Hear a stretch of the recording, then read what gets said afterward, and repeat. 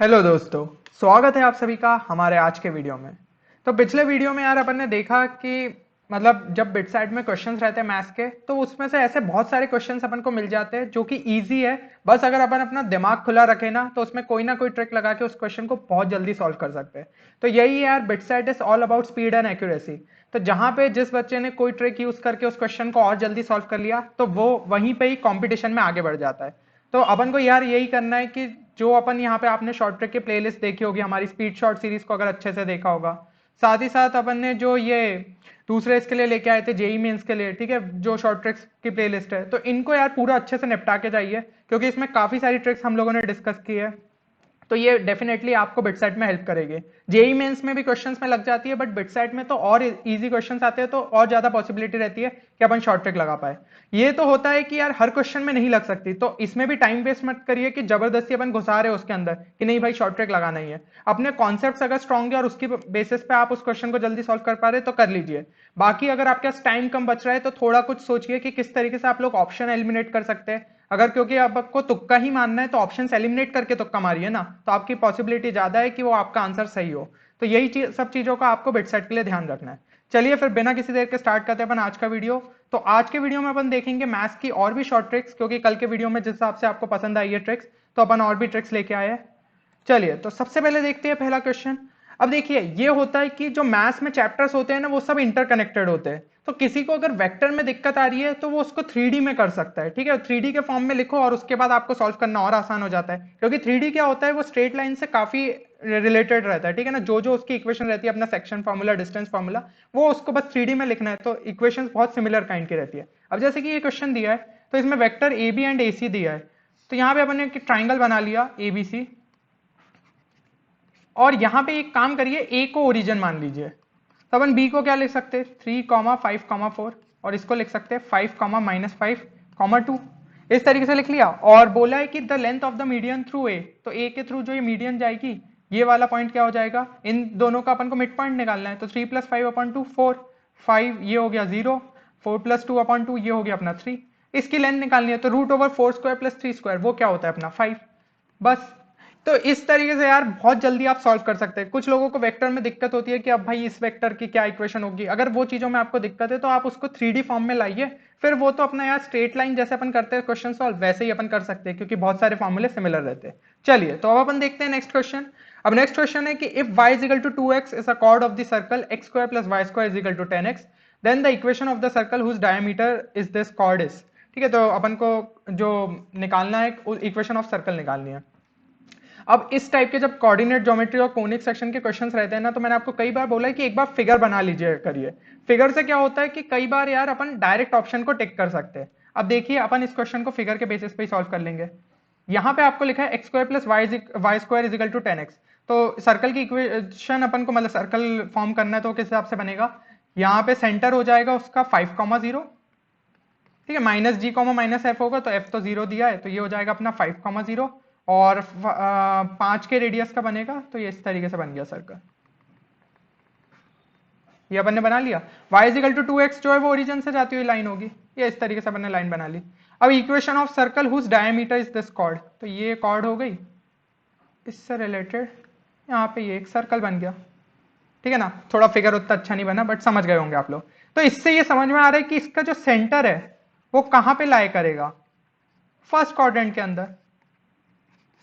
एक बार ऑप्शंस को देखिए, इसका सेंटर क्या आएगा, इसका सेंटर आएगा -1, -2। इसका सेंटर क्या आएगा 1, सॉरी, इसका सेंटर आएगा -1, 2। इसका सेंटर क्या आएगा 1, 2।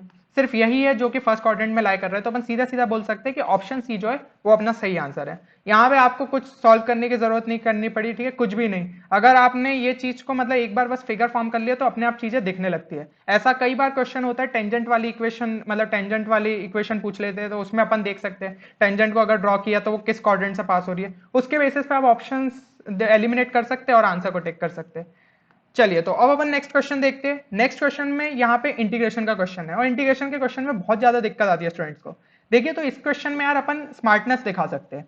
अब यहाँ पे जो डायरेक्ट मतलब मुझे नहीं पता कि इसको इंटीग्रेट कैसे करना है, बट मेरे को ये पता है कि ए और एन के बारे में कोई कंडीशन नहीं दी, ना ए के बारे में कुछ दिया है ना एन के बारे में दिया है, तो अपन उसे कुछ भी मान सकते हैं। सबसे पहले n को कुछ मानते हैं, तो एक काम करते हैं n को इक्वल टू 1 मान लेते हैं। मैं चाहता तो n को 0 ले लेता, बट यहाँ पे 1/0 ये इंफिनिटी हो जाता है, इसलिए 1 से स्टार्ट करते हैं। तो n इजिकल टू 1 लिया।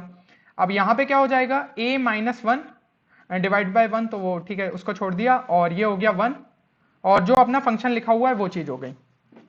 अब यहाँ पे मतलब ठीक है, उसको लिखने की अपन को जरूरत नहीं है। अब यहाँ पे एक चीज गौर करिए, अगर मैं a की जगह 2 डाल दूं, ठीक है, तो ये क्या हो जाएगा, 1 हो जाएगा, यहां भी 1 है। लोअर लिमिट और अपर लिमिट अगर सेम दी हुई है, यानी कि उसका सम क्या हो, मतलब उसका इंटीग्रेशन क्या हो जाएगा, वो 0 होगा। क्योंकि इसका मतलब क्या होता है डेफिनेट इंटीग्रल का, कि 1 से लेकर अगर 2 लिखा है, तो अपन को जो अपना ग्राफ बनाया है यहाँ पे अपन 1 से 2, तो इसके जो एरिया बाउंड कर रहा है वो होती है वैल्यू। अब अगर मैं ये 1 से लेकर 1 ही कर दूंगा, तो यानी कि कुछ एरिया ही बाउंड नहीं हुआ ना, तो भाई ये चीज तो 0 हो जाएगी।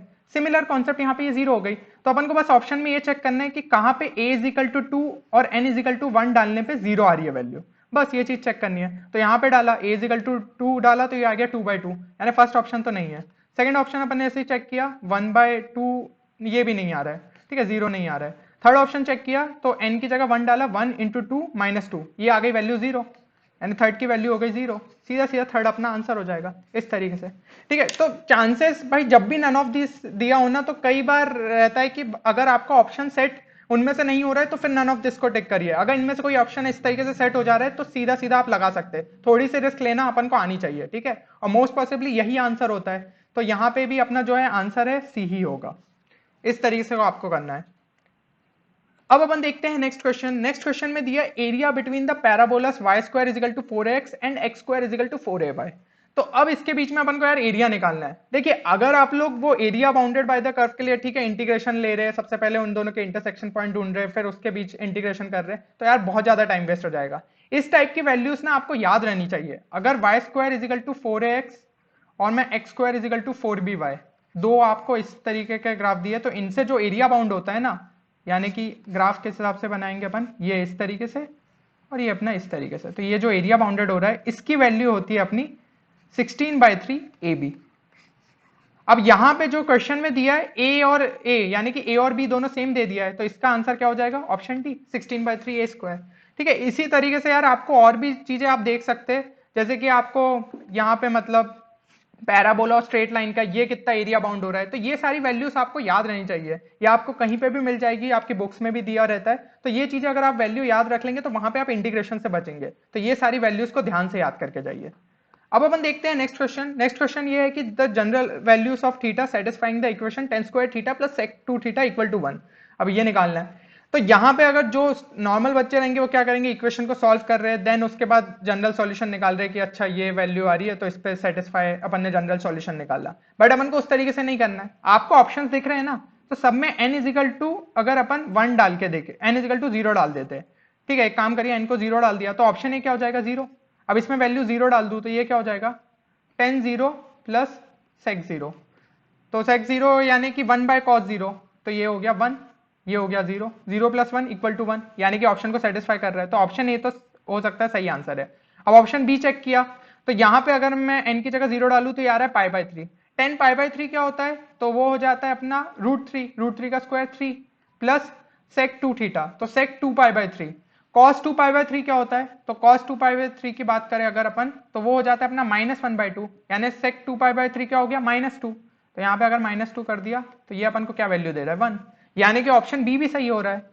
तो इस हिसाब से अपन डायरेक्ट आंसर सी चेक करने की जगह अपन ऑप्शन डी कर सकते हैं, क्योंकि मल्टीपल चॉइस क्वेश्चन तो है नहीं, तो यानी कि अपन को सीधा आंसर मिल जाएगा ऑप्शन डी। तो इस तरीके से यार कोई थीटा की वैल्यू डाल के, मतलब सॉरी कोई एन की वैल्यू डाल के अपन ने वो थीटा बनाया और उस तरीके से अपन ने वैल्यू डाल दी। तो जब भी ऐसे जनरल वैल्यूज ऑफ थीटा वाले क्वेश्चन आए ना, तो आप ये तरीका लगा सकते हैं, ये आपका बहुत ज्यादा टाइम सेव करेगा। अब अपन देखते हैं नेक्स्ट क्वेश्चन। नेक्स्ट क्वेश्चन में पूछा है कि if a is the am of b and c and the two geometric means are g1 and g2, then g1 cube plus g2 cube is equal to, ये चीज पूछी है। अब इसमें भी यार जब सारी चीजें वेरिएबल्स के टर्म में लगी है, तो क्यों अपन को और दिमाग लगाना, सीधा सीधा कुछ नंबर्स मान लो। तो यहाँ पे एक काम करते हैं, मैं मान लेता हूँ 1 और 3, ठीक है। तो इसका am क्या हो जाएगा, वो हो जाएगा 2, यानी कि b c ये हो गए और ये अपना a हो गया। अब इन्हीं दो के बीच के जीएम भी लिखे, g1 और g2।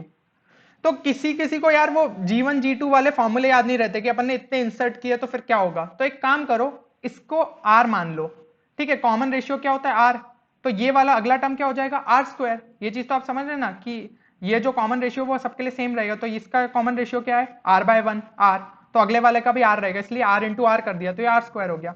अब ये आर की वैल्यू अपन को निकालनी है, तो सिंपल ये कर दो, r by one is equal to 3 by r square, यानी आर क्यूब क्या आ गया 3, तो r is equal to 3 raise to power 1 by 3। तो ये वाला टर्म अपन को मिल गया 3 रेज टू पावर 1 बाय 3, और ये वाला टर्म मिल गया 3 रेज टू पावर 2 बाय 3। तो ये अपना g1 हो गया, ये हो गया g2। तो g1 क्यूब क्या हो जाएगा, सिंपली 3, g2 क्यूब क्या हो गया 9, 3 स्क्वायर है ना वो 9 हो गया, इक्वल टू 12। तो 12 किस मतलब एबीसी की जगह अगर अपन वैल्यू डाल रहे हैं तो किस पे अपन को 12 मिल रहा है, एबीसी देके रखे अपन को a इंटू बी इंटू सी 6, तो 6 इंटू 2 जो है वो 12 देगा, यानी कि ऑप्शन सी अपना सही आंसर है।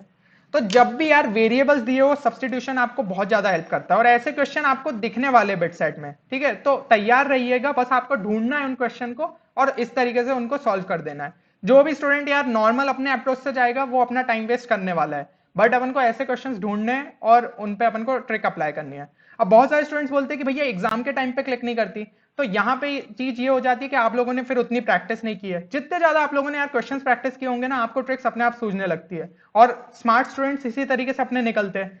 तो अपन को यही ट्राई करना है कि अभी भी आप लोग जब भी क्वेश्चन मॉक टेस्ट अभी सॉल्व कर रहे हो, तो आपको ट्राई करना है कि एनालिसिस के टाइम पे आप सोचे क्या ये क्वेश्चन को मैं किसी ऑल्टरनेटिव अप्रोच से कर सकता था, क्या ये इस क्वेश्चन के लिए कुछ और तरीका पॉसिबल था, किसी तरीके से मैं ऑप्शंस को एलिमिनेट कर सकता था, ये सब चीजों को सोचना है। वहां पे अपने अटेम्प्ट्स को अपन को ट्राई करना है कि मैक्सिमाइज रखे। अब मैक्सिमाइज का मतलब मैं ये नहीं बोल रहा हूँ कि आपको तुक्के मारने हैं, बट अपन को लॉजिकली कुछ स्मार्टनेस दिखाते हुए ऑप्शंस को टिक करके आना है। तो होपफुली ये वीडियो आप सभी के लिए बेनिफिशियल रहेगा, ठीक है। तो फिर मिलते हैं अगले किसी वीडियो में नई शॉर्ट ट्रिक कॉन्सेप्ट या स्ट्रेटेजी के साथ। तब तक आप लोग अपना ख्याल रखिए और पेपर को फोड़ के आते रहिए। Thank you everyone.